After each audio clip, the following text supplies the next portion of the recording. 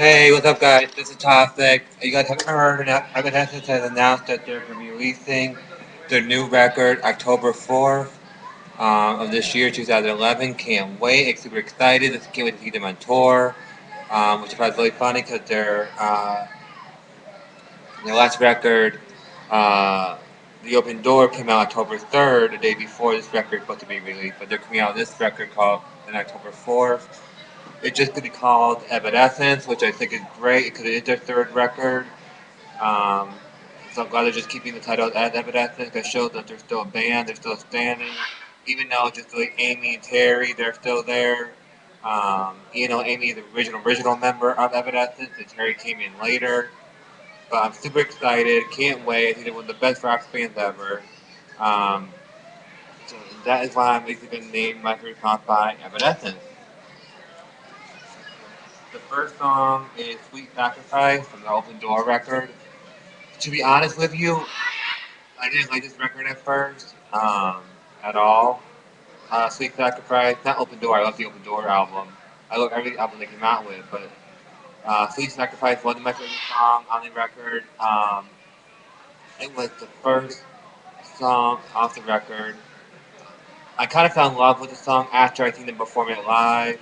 As you all went to see the Open Door tour, it was really, really cool because that's the first time they performed, and the curtain is down, and then she starts going, "It is true," and the curtain starts lighting up, which is really cool. It shows her. Um, Now she basically starts shows with I heard Going Under, which I understand. Going Under is one of their all-time fan favorite songs. I love Going Under with my all-time favorite song by them. I'm Going Under on Sweet Sacrifice. I really like Sweet Sacrifice as well because I like the video. The video is really cool for Sweet Sacrifice. Um, they released Sweet Sacrifice.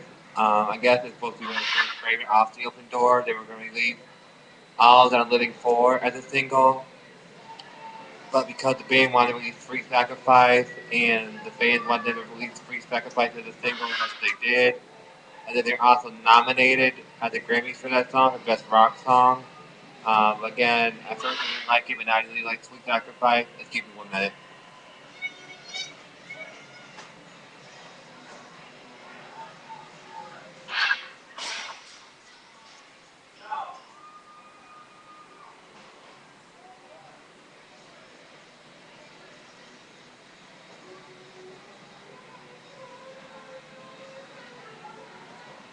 Sorry about that, my bird was screaming.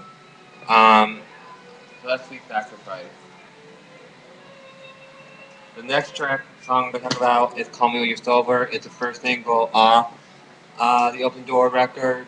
I was super excited to hear this record. I know when Amy released it on her website, she said the song is basically because when they released Fallen, it took a really long time for it to come out the Open Door, and I kept checking on the website, checking on the website for updates on the new record, which I really don't do now. I do it on Twitter now. That's how I found out they're coming with a new record October 4th. They said the album a lot more darker. I'm really excited about that, and I love the commercial for the Open Door. The commercial of it's really cool for the album. They said on TV. But back going to Call Me When You're Sober. My best friend Jennifer heard it first, and she said it sounds like her and her husband said it sounds like a version of Going Under. I don't think it sounds nothing like Going Under. Call Me When You're Sober. So when they first told me that, I was kind of like, okay, but then I heard him like, what are you talking about? Call Me When You're Sober sounds nothing like Going Under. Um, Did you hear any evidence of music right now? Because I'm actually watching Anywhere But Home DVD, which is a great DVD. I love the backstage footage and the videos and the concert. I'm just super excited about Evanescence. Um, but going on, Holly Young Discovery is a really cool video as well. She kind of has like a red riding hood thing going on. She's with the wolves. The guy kind of has like wolf eyes. In the video, her boyfriend. Um, the video, she kind of like I love the part where she's like walking on the stairs and her and the girls go up in the air and they're spinning around her while she's singing. I also love the part when she gets on the table and the food is like flying off the table as she's walking down the table. my favorite part of Call Me When You're Sober is when she giggles at the end of it. I love that part. That's my all-time favorite parts off the Call Me When You're Sober song. I think it's so cute, so clever of her to do.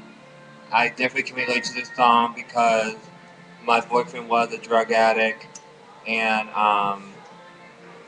I felt the same way what she was feeling with her ex. You know, if you love me, you would be here with me. You know, whatever time you want me is when you're either drunk or in drugs. So I definitely understand the song, and I love where she goes at the end of the song. Again, I made up your mind, and she laughed at the end of it. I love it. Um, the next song is "Weight of the World." Love the song "Weight of the World." I love the lyrics of it. I love where she goes, "If you love me, let go with me." Beautifully written, cool. Definitely have it as a song. You definitely tell right off the bat. They released it as a single in Europe. I should think they should release it a single in America as well. But I love "Weight of the World." Next song is "Lithium," which I really love. They performed it in their open door tour, which I saw, and they actually made it snow inside, which was really cool. As you know, the video, she's in winter, and she's, kind of like, she goes in water, kind of like the going under video, but it's winter time, there's snow everywhere. Um, and actually, she did the open door tour. Uh, we were the first arena she ever tried that on. She's like, I want to try something out on you guys, see how you like it. And basically, it was a fake snow that fell down. She basically said she performed it before, but never did it that way. So it was really cool for her to try that out on us. Snow White Queen, I really love this song. I always really love this song. Um, she's basically talking about being raped, which I love about Amy Lee. I love, that she talked about things she's been through and people can relate to. I mean, I was sexually abused, I was sexually molested, I was raped, and to know that somebody else can think about it and talk about it so openly, and let people know it's okay, you can get through it. I love Snow White Queen from an all-time favorite track off the record.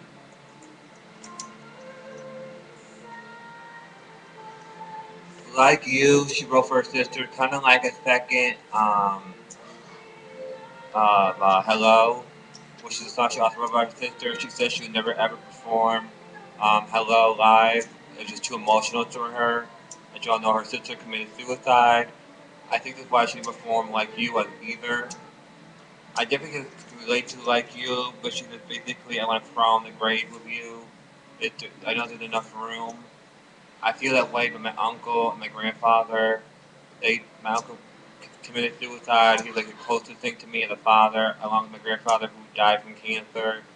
They were two of the biggest father figures I had in my life. My uncle, who I was very close to, was one of my best friends. I was the last person to see him alive.